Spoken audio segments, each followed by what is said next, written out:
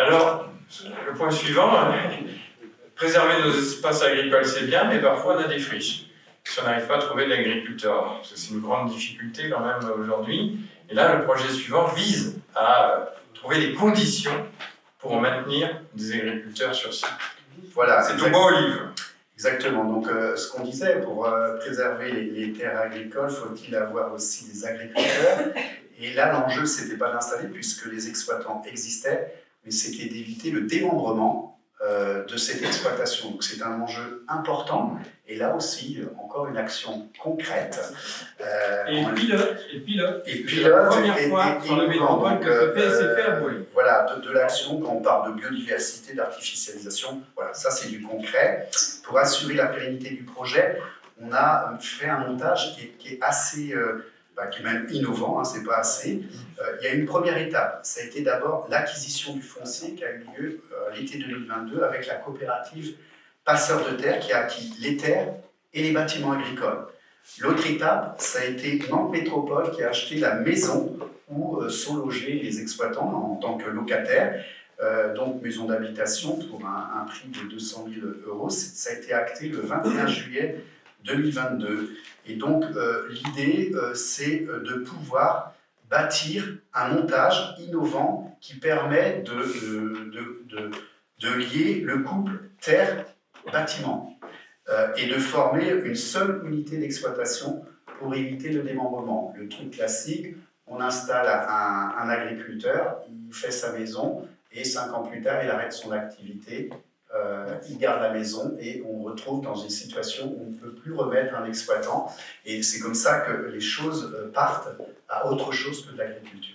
Hein, donc la métropole, en commun d'accord, dans un premier temps, va résilier le bail dans la maison où habitent actuellement les exploitants. Dans un second temps, il va y avoir l'association Un Toit, une famille, un toit, qui va prendre le relais avec un bail amphithéotique administratif entre Nantes Métropole et cette association.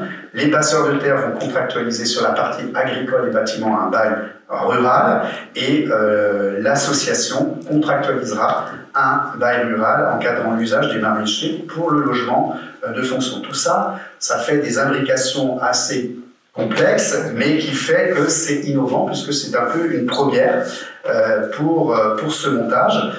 Et donc, comme c'est une première, on a mis en place un comité de suivi et une évaluation pour voir la mise en œuvre de ce montage innovant qui nous permettra de maintenir cette unité foncière bâtiment, logement de fonction et terre.